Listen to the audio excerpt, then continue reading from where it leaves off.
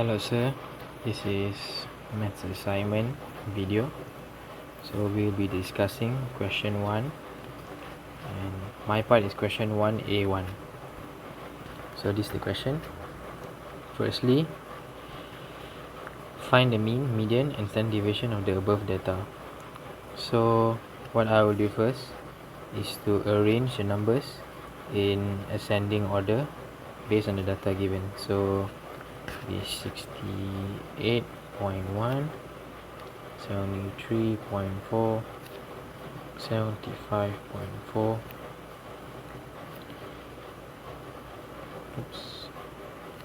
75.4, 76.0, 78.3 and 80.2.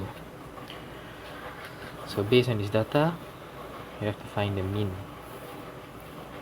So to find the mean, you apply this formula, which is summation of x over n, which is the total number of data that is there. So what I do is I just sum up all of this, which is 68.1 plus 73.4 plus 75.4, 76.0 plus 80.3 plus 80.2. This over the total number of values, which is 6, and therefore we get the answer, which is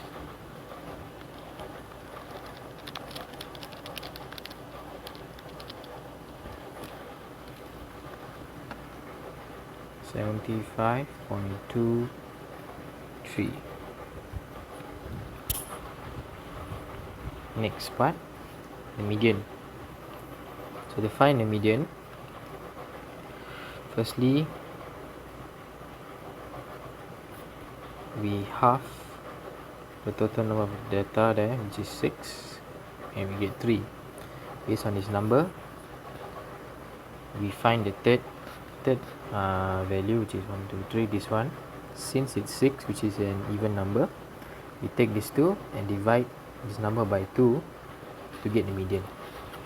So that will be 75.4 plus 76.0 over 2, and this will give us 75.7.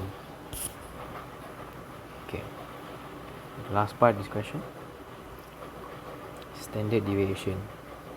So the formula for the standard deviation is standard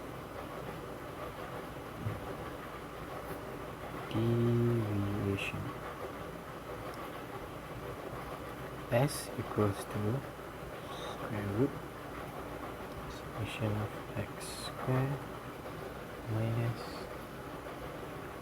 summation of x over n square over n minus 1. Okay. First up the values which I calculated. This will give us s equals to summation of x square is 34049.26 minus 451.4 over 4.1 close bracket square over 6, and all this over n minus 1, which is 6 minus 1. After calculating this, it will give us 4.22. So that's it for question 1A1. I'll pass it to my group mate. Thank you, sir. For the first questions, second Romance. The question state that to calculate the Pearson's coefficient of skewness and interpret your answer.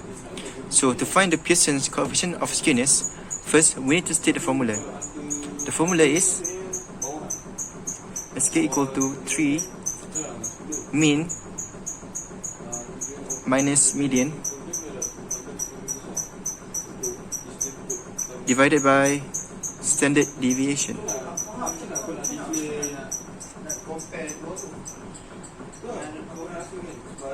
To find the Pearson coefficient of skewness, we need to put the value into all the formula. We will get 3 minus mean, which is 75.2, minus the median, which is 75.7, that were calculated during the first Roman, divided by standard deviation, which is 4.22.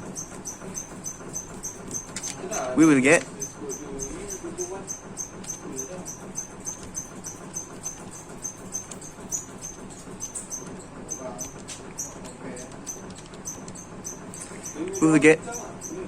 negative 0.355 or negative 0.334.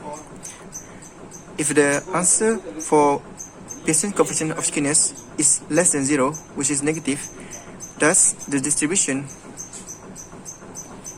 of data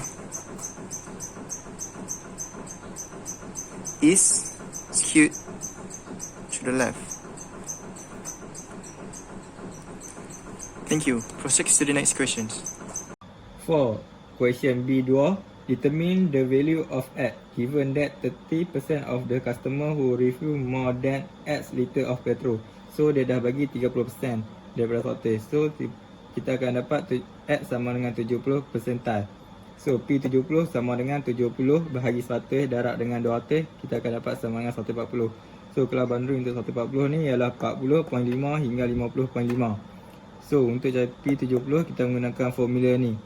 Untuk lower class dia 40.5 tambah dengan 140 tolak 98 bahagi 62 darab dengan 10 dia punya selang kelas. So kita akan dapat 47.27.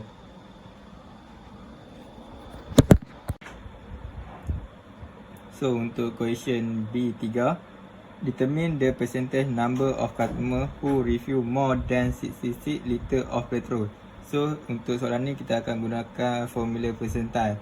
So dia bagi PK sama dengan 66 based on table.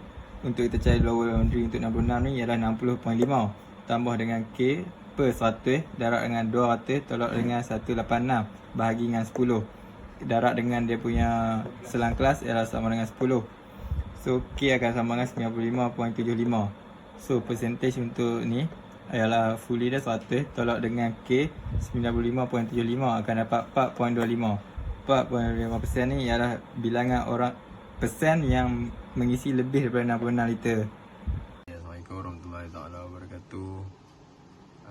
Ini kita akan present soalan assignment, iaitu soalan nombor 1 B. B pecahan dia pula nombor 1 ni. Okey. So soalan dia, the following frequency table shows the volume of petrol refilled by 200 customers at a petrol kiosk. Mesti dia bagi table ni. So soalan dia, calculate the mean and the third quartile for the volume of petrol refilled by the customers. Okey.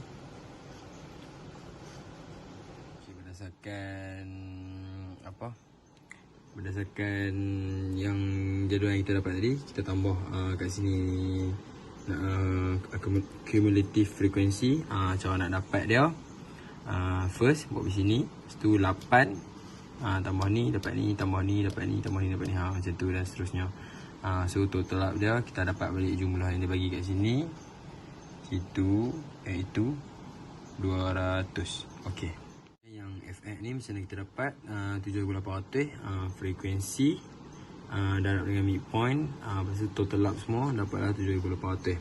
Okey, so soalan dia dia nak cari mean.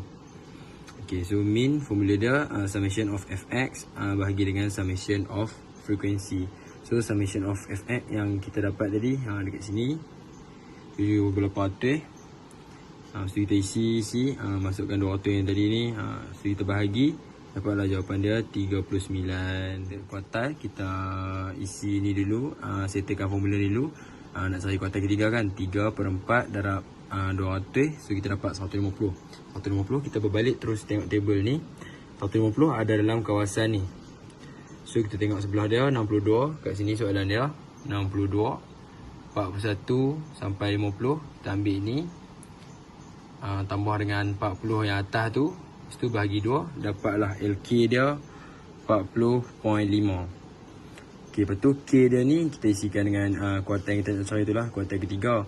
And ni total frekuensi dia, sum of frequency. Ni cumulative frequency B4. Kita tengok kat sini kan, 150 tu duduk dekat area sini.